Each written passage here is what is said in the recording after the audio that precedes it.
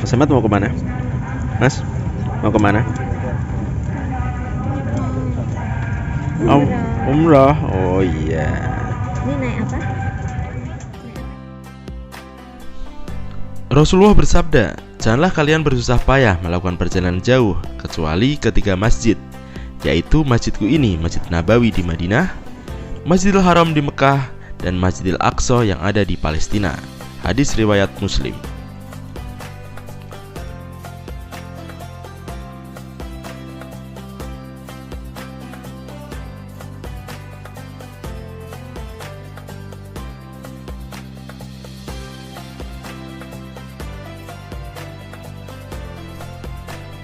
Assalamualaikum warahmatullahi wabarakatuh. Halo semuanya, di episode pertama ini channel Wisata Halal akan berbagi cerita tentang perjalanan kami ke Mekah dan Madinah. Alhamdulillah, saya Arif Setiadi bersama istri saya Rina Fatimah serta anak saya Ahmad dan kedua orang tua saya mendapatkan kesempatan untuk berkunjung ke Tanah Suci Mekah dan Madinah.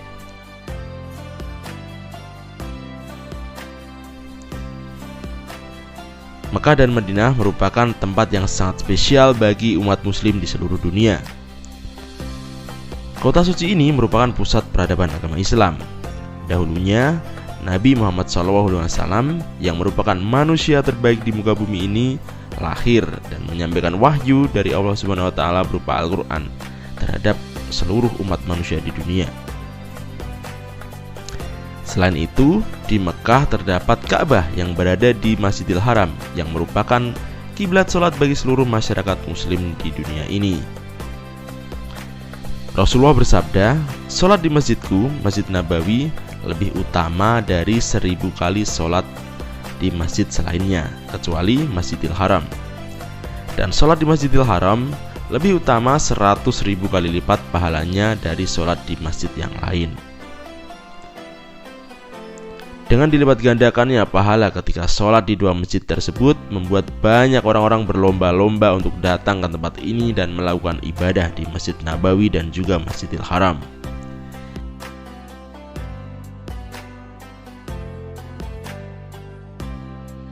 Perjalanan dengan tajuk umroh ini kita lakukan pada Agustus hingga September 2022. Perjalanan ini cukup spesial. Selain dilakukan bersama keluarga, umroh ini juga dilakukan bertepatan dengan dibukanya kembali umroh secara normal pasca pandemi yang melanda dunia 2 tahun terakhir. Tidak adanya batasan usia bagi pengunjung yang diterapkan oleh Kerajaan Arab Saudi membuat anak kecil usia berapapun boleh ikut beribadah di Masjidil Haram dan Masjid Nabawi, tak terkecuali Ahmad. Berangkat ke Tanah Suci bersama anak yang masih bayi tentunya menciptakan kesan tersendiri.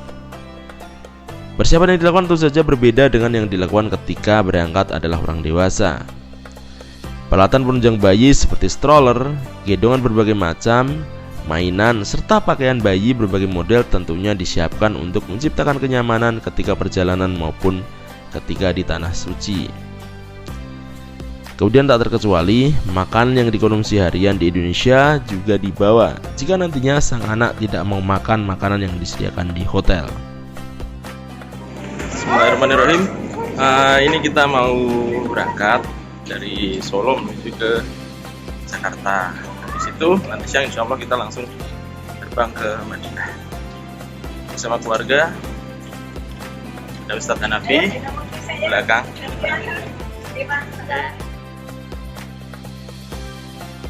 Perjalanan kami dimulai dari rumah sekitar pukul 4.30 waktu Indonesia Barat menuju Bandar Udara Internasional Adi Sumarmo Boyolali. Kemudian setelah berbagai proses administrasi sekitar pukul 8 pagi kita menggunakan pesawat menuju Jakarta. Perjalanan ini membutuhkan waktu sekitar 1 jam.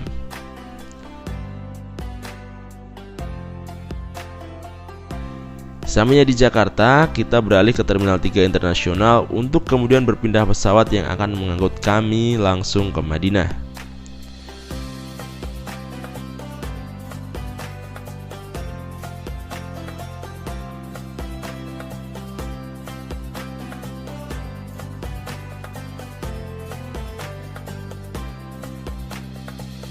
Oke, jadi kita mau boarding dulu di pintu 6F dari Terminal 3.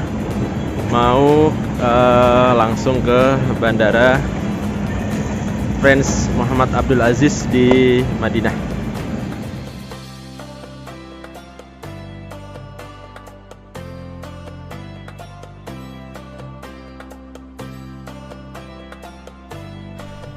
Sekitar pukul 14 siang, pesawat lepas landas menuju Madinah dan membutuhkan waktu perjalanan sekitar 9 jam.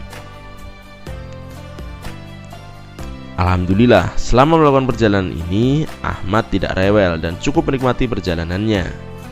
Sesekali kalau dia bosan akan meminta untuk tidur dan juga meminta untuk melihat film kartun yang dia suka.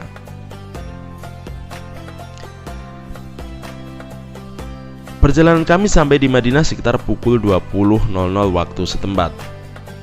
Setelah itu, proses yang lama adalah pemeriksaan imigrasi dan menunggu koper untuk dibawa ke hotel.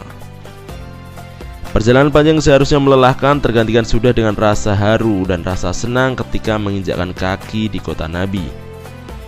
Rasa syukur tak henti-hentinya terucap dari kami, apalagi hotel tempat kami menginap tepat berada di depan pintu masuk Masjid Nabawi. Begitu masuk hotel, kami sekeluarga langsung bergegas bersih-bersih dan segera ke Masjid Nabawi untuk menunaikan sholat Isya. Kemegahan dan keindahan Masjid Nabawi mengingatkan kita akan apa yang telah dilakukan oleh Rasulullah semasa hidupnya. Beliau senantiasa mempertaruhkan seluruh hidupnya untuk penyebaran agama Islam. Tentunya kita harus banyak bersyukur untuk sekarang ini kita bisa memeluk agama Islam dengan tenang dan damai serta penuh kerahmatan. Semoga Allah SWT senantiasa menjaga kita dalam iman dan Islam.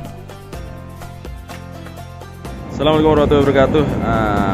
Setelah perjalanan panjang, akhirnya kita sampai di hotel Golden Tulip Az-Zahabi. Ini letaknya tepat di depan pintu 338 atau pintu 25 Masjid Nabawi. Jadi kalau kita mau ke masjid tinggal ke belakang aja, langsung jalan kaki langsung sampai. Di hotelnya ini, nih, hotelnya ini alhamdulillah benar-benar dekat dengan Masjid Nabawi. Jadi memudahkan kita untuk melaksanakan ibadah sholat 5 waktu. Selepas sholat Isya, kita sekeluarga dan rombongan lain baru beristirahat di hotel sembari menunggu azan subuh dikumandangkan. Nantinya, saya akan berikan cerita menarik lagi di episode selanjutnya tentang Masjid Nabawi dan tentunya tentang Madinah dan cerita mengenai bayi saya ketika berada di Madinah. Sampai jumpa di episode berikutnya. Wassalamualaikum warahmatullahi wabarakatuh.